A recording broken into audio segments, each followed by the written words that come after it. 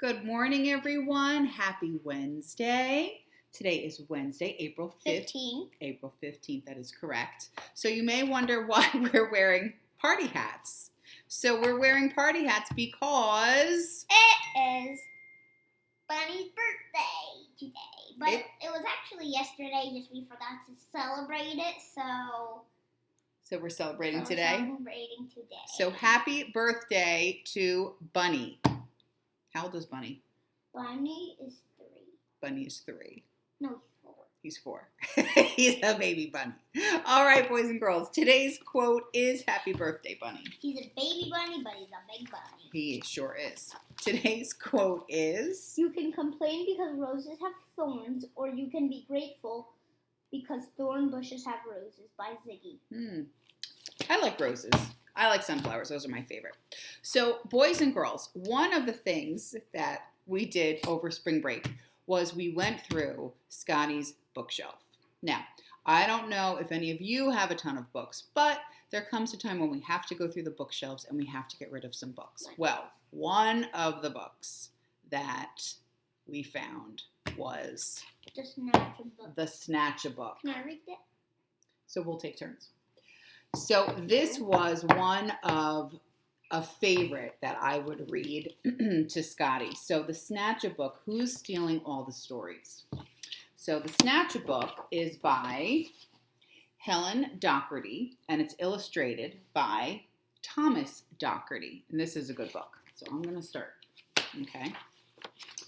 So this is a good one. Do any of you have this? If you do, let me know. And thank you for your feedback on our whipped cream challenge.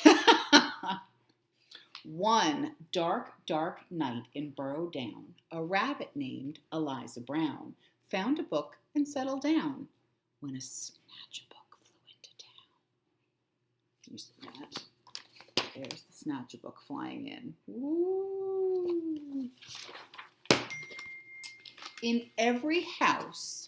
Oh, you want to do it? Yeah. Okay. I'm reading the whole thing. All right, quickly, because we don't want a 25-minute video. In every house, in every bed, a bedtime book was being read. So burrow down, and if any of you know what a burrow is, they're all in their little homes. And then I'll read a page, and you read a page. Aww. I don't want to read the whole thing. Tales of dragons spitting flames, witches playing spooky games, pirates on the 7 seas, princesses trying to sleep on peas, and every child in every bed listened hard to each word said.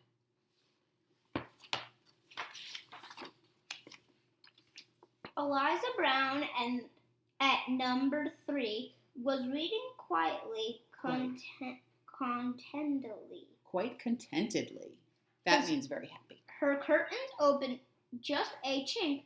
She barely had a chance to blink. Her storybook just disappeared. Eliza found that very weird. Oh my heavens. So here she is reading, and boop! But do you see the tail right there? Oh, no, right there.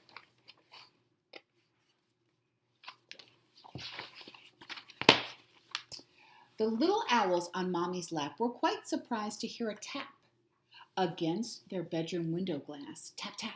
The noise came really fast. Before they'd even looked around, the book was gone without a sound. The wind blew wild across the sky. The smallest squirrel heard a cry. "What's that?" she whispered to her dad. But then, and this was really bad, before they'd had a chance to look, she'd lost her very favorite book. What would you do if you lost your favorite book? What is your favorite book? Think about that. I don't have a favorite book. No, you like a lot of books. And so it went night after night.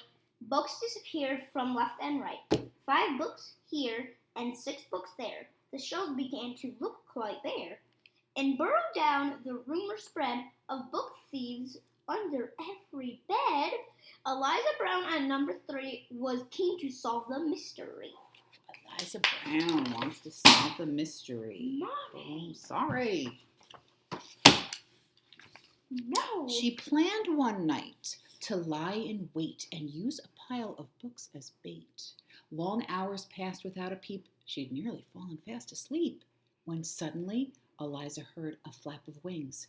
A bat, a bird. Eliza saw a shadow loom. It's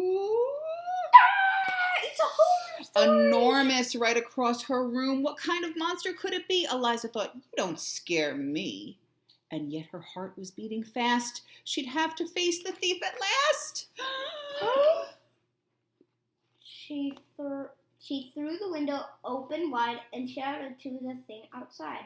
Stop stealing all our books right now. Just give them back. I don't care how. Screaming, just give us back our books. Stop stealing them. Geez, this video is already at 5 minutes. I'm sorry, came a little voice. I really am. I had no choice. Eliza looked down in surprise. She couldn't quite believe her eyes. So who are you and what's your name?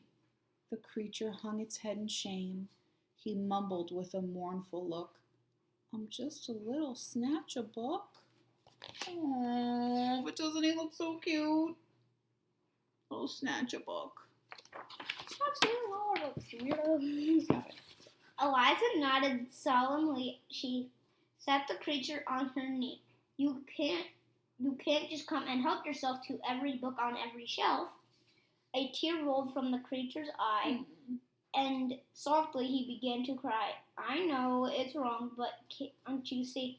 I've got no one to read to me. Eliza sighs. He looks so sad. If he just had a mom or dad to read him stories every night, well, then he might behave all right.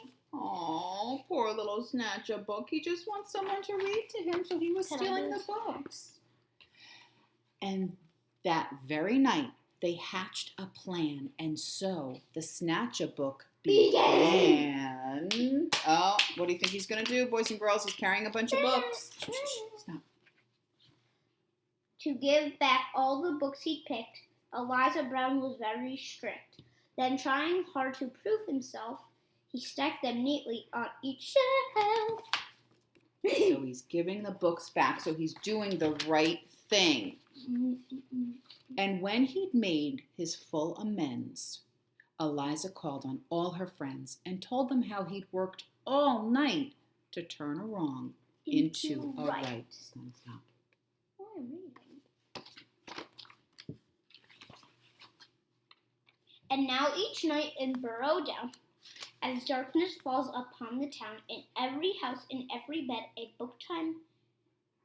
bedtime book is being read. So now they're back to reading their books. Wait, I think I saw something. Oh, never mind. I thought Eliza Brown. Wait, look. Yeah. The Snatchabook. Oh, don't give it away. And if you take a closer look, you might just see the Snatchabook perched happily on someone's bed, listening hard to each word said. Can you see the Snatchabook? The end. The end. So that is a book that we like. Hopefully you enjoyed us reading to you. Thank you for reading with me. We hope you have a fabulous Wednesday, boys and girls, and we will see you tomorrow. Bye.